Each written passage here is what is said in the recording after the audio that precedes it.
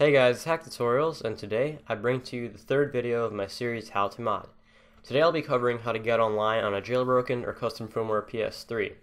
So I know you guys have been asking me for tutorials and other things in the series, but before I get to those, I need to cover some of the more basics. So you want to know how to prevent getting banned? I mean, I'll definitely get through that, but first you need to be able to go online in order to actually get banned, because the only way to get banned is if you've been messing around online.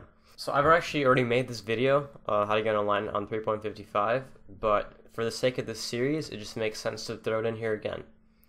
So here I'm on my PS3, and in system information, and as you can see, I'm on version 3.55. So when you try to sign in on something like 3.55, you get something like this. A system software update is required. Go to Settings, System Update, and perform the update. So what do? You can't get online on 3.55, and you can't jailbreak anything above that. So what do? Well, we install a custom firmware above 3.55. So there's something like Rebug 4.70, which is like Kmail 3.55, but for 4.70. Now, if you try to install this on a 4.70 official firmware, it's not going to work. Essentially, Rebug 4.70 or anything like it is a 3.55 custom firmware on the inside, but on the outside it looks like a 4.70 custom firmware, which kind of tricks your PS3 into thinking it's really on 4.70. But again, on the inside it's really just 3.55. But the latest version of your PS3, at least when I'm making this video, is 4.75. So how are you going to get online with a 4.70 firmware? Well, we're going to be installing something called a spoofer. Spoofers basically take a custom firmware like 4.70 and boost it up to 4.75, So it just tricks your PS3 furthermore, and then you could actually sign in. So let's get to it. First, you want to actually download Rebug 4.70. So the reason why I'm using Rebug 4.70 is I just like it. It's my favorite CEX custom firmware. I think you could do a lot with it. It's very versatile and pretty easy to use as well. So we're going to be using this. Now I'm just going to click the download button right here. This is not actually the custom firmware quite yet. We just kind of open it up. There's a link. And I'm going to just paste this link right here in the description so you don't need to go through all this. Control C, Control V. And I'll just paste it in, and it just kind of downloads automatically for you. So I don't know why it's taking so long, but there we go. So yeah, it just downloads automatically. Just let that download because it's 204 megabytes, so it's relatively big. So I'll be back when that's done. Alright, so now it's done downloading and it's on my desktop. So we're actually going to go ahead and install it. Let me just move these captures. So it's right here, Rebug 4.70, blah blah blah. So first got to plug a USB into your computer. And just like we did on the first video when we installed Kmail 3.55, we're going to do the same thing, but I'm going to go over this again. So you got to have a folder on USB called PS3 in caps. Inside that folder you got to have another folder called Update in caps. And inside there, let me just delete this. Inside there, we're going to drop the Rebug 4.70 custom firmware inside. So again, this is kind of big, so you're going to have to give it some time. Alright, so once it's done, we have to rename it to PS3 updat.pup. Now luckily, that it already says that within here, so we're just going to delete everything before that. So PS3 updat.pup. Now just close out your USB, safely eject if you'd like, and then plug your USB into the right-hand slot of your PS3. So the right USB port is what you should always be using. Also, it's good to make sure you don't have a disk in your PS3, so take out any disk if there is. My PS3 is described as broken, so lucky for me. I mean, not really, but yeah, so make sure there's no disk or else you could brick your PS3 like that. So once it's in the right-hand slot of your PS3, let me just, okay, go to System Update, Update via Storage Media, and it should say 4.70.1 PS3 update.pup. Just click that. and it'll start. So again, this will take a little while, so I'll be back when this is done. Alright, so when your PS3 starts booting up, you can see that there's a Rebug logo now. So yeah, anyway, you can just go in. Yeah, my HPVR was being a bit laggy. So as you can see, there's this pretty cool like red theme to it. That's just what Rebug looks like. So yeah, if you go to System Settings and go down to System Information, you will see that you are on version 4.70. So no longer on 3.55, but don't be worried, you are still on a jailbroken PS3. So you can just scroll over to your game section and you still see that you have Package Manager. Well, it's not install package files, but Package Manager, you just go inside, then there's install package files, and then you go to standard, and that's where you install package files from. So not very complicated, it's just more organized.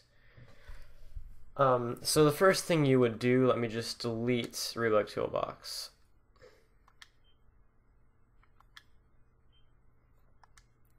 So go to Package Manager, install package files, PS3 system storage.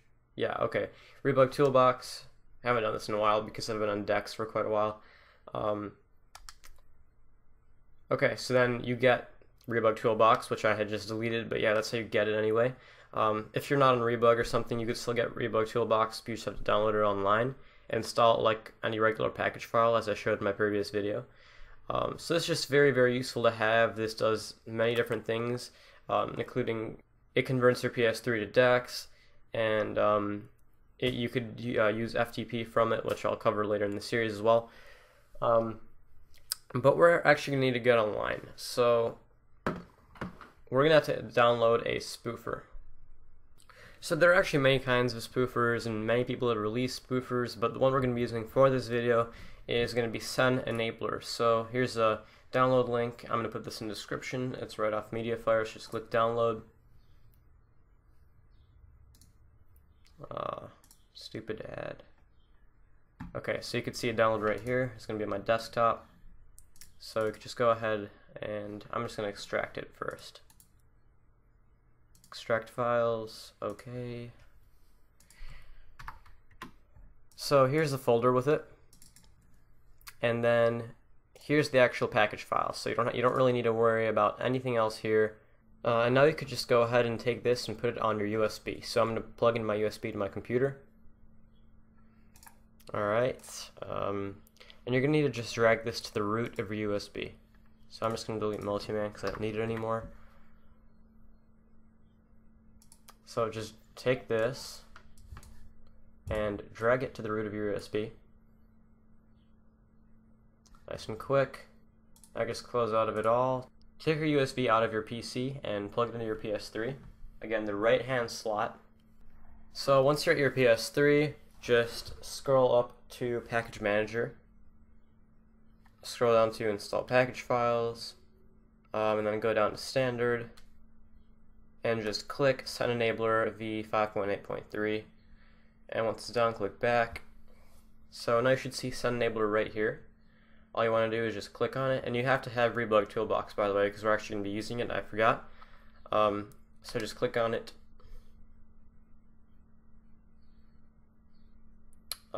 So just click OK, click square, and then click square again, and then click square once more, and then click X, and then you'll see this progress bar. And then so you'll see PSN/Sen access enabled successfully. Do you want to reboot? And yes, you want to reboot your PS3, so click X. Alright, so once your PS3 is rebooted, you could just go into your account.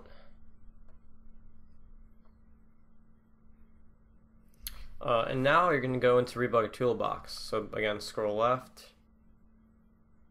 and then click Rebug Toolbox.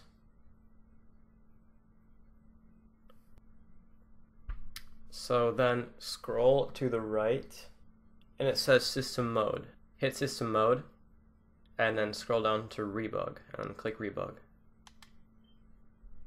Then it's going to ask you to reboot, so you want to reboot.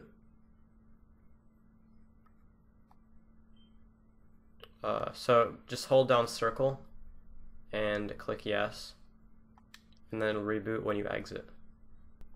Alright, so you can go into your account and then go to System Settings, scroll down into System Information, and you should see it says 4.75. So now my PS3 is actually banned, so hold on, let me just go unban it. Alright, so I unbanned my PS3 and everything, so when I click sign in, and there we go, account management, I am signed in. So that's how you get online on a custom firmware or jailbroken PS3 that's on 3.55. Also, before I leave, I just want to say that my most requested video has been to make a tutorial on how to downgrade a PS3 using an E3 flasher. Now, there are quite a lot of those good tutorials out there, and I don't really know why you guys are asking me, but I'm still going to be doing it. I just ordered a new PS3 and an E3 flasher, so I will be making that tutorial. But again, it's not anything original. It's already been done. There are plenty of good tutorials out there, but since you guys want to see me do it, I will in fact do it. So I'm looking forward to that. Hopefully you are looking forward to that. So anyway, guys, hope this tutorial was helpful. I'll keep you posted with the series. Make sure you keep watching because there'll be many helpful tutorials like this one. So yeah, again, thanks for watching. See you later.